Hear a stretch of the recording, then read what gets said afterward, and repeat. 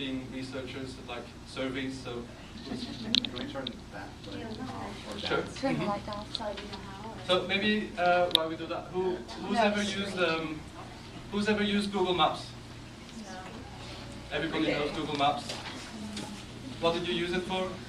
First time you went into Google Maps? Who has Google Earth, by the way? Find your house? Look at my house. Find your house. Typically, that's the very first thing people do. Find your house. Can you see your car, even? Can you see your driveway? Yeah. What else? Search for a restaurant? Anybody? A hotel? Yeah. Directions? Anybody? Yeah. Driving. Get from A to B. Driving. Nowadays a lot of people have these sat-nav things, the GPS in their car, but still, I like to get the walking directions now is a new feature in Google Maps, very, very convenient. I tried it out in Denver the other day. I got a time, I think it gave me a time estimate of 45 minutes. It took me 42 minutes to get to my destination, so I was really impressed actually. Ever checked out a new area before traveling to a place? Yeah? Who has seen or used Street View? Yeah, Street View, recognize this picture down here? That comes off Google Maps. Yeah, so you can walk around and see. I'll show that live later on. Anybody ever added or edited businesses or hotel, nice place you stayed in on a trip and added it to the map? So that's already a less known feature of Google Maps. You can add roads and places, your favorite restaurants, even write reviews and leave comments, ratings, a bit Facebook-like. So you can. There's lots of things that you can do. And a lot of these things are quite useful to us, including this last thing. Who has ever created your own map and added points? Yeah, shared with others. What was your map about? If that's. Last time I did, I was planning a trip with several people, and it was a road trip, so it was kind of like picking different destinations. Right.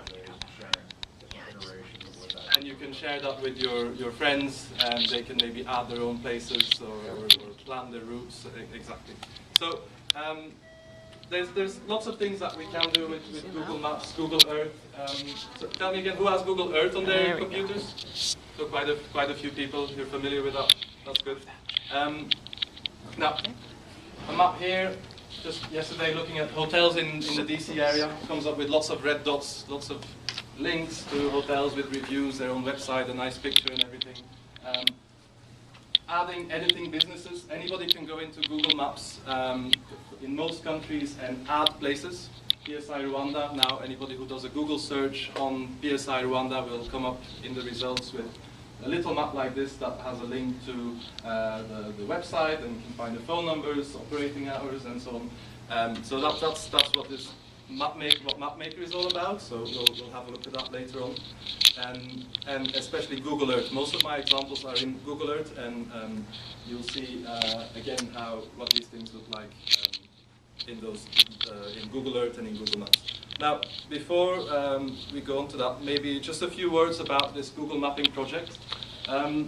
Actually, Google.org, which is the philanthropic branch of Google Inc., contacted us about a year ago, even a year and a half ago almost, got in touch with Steve Chapman, and thought, well, maybe there's ways of that Google can work with PSI. Mostly they were interested in getting hold of data on health facilities, both public and private sector facilities, pharmacies, doctors, and so on, and just had somehow identified PSI as a potential source of that kind of data. So we thought, yeah, sure, we could see what we have, and let's see. First of all, we were a bit reluctant. What's in it for us, really? Do we really want to just give away our data? What do we get in return? And after quite a bit of back and forth talking about this, we decided to run a pilot this year in six of our countries: Ethiopia, Laos, Mozambique, Nepal, Tanzania, Zimbabwe. Why these countries? Mostly to have, first of all, Google's requirements. They had a focus on East Africa and Southeast Asia, and we wanted to have a mix of different platforms, different sizes of countries, different levels of capacity maybe, different types of intervention areas, and contacted each of these, and most of them were immediately said, yes, we want to do this, and see how this can help us in our daily work.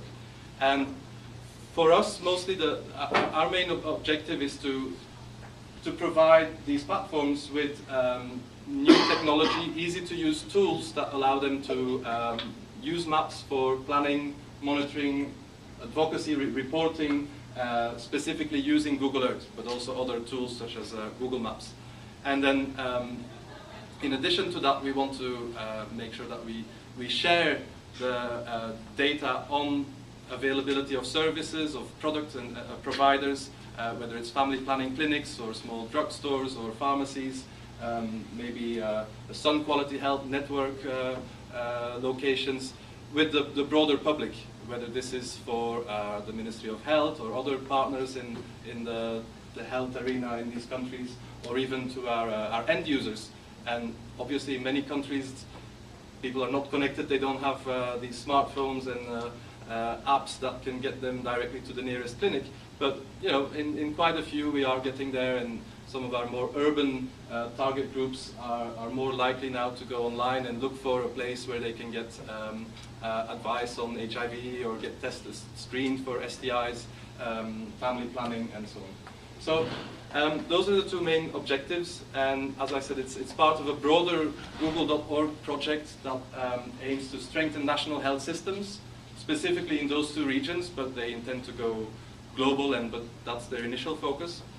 And as I said, what's in it for us? Well, first of all, they've agreed to provide us a small grant, about $60,000, which allows us to cover my time and travel to these 6 platforms. There's a small budget for additional GPS units, and with this, well, the benefit for the platform is really that they get almost free technical assistance, capacity building on these tools, working on their data, getting everything on the map, and in order to then more efficiently use, manage, and share this information both internally and externally for monitoring and planning purposes.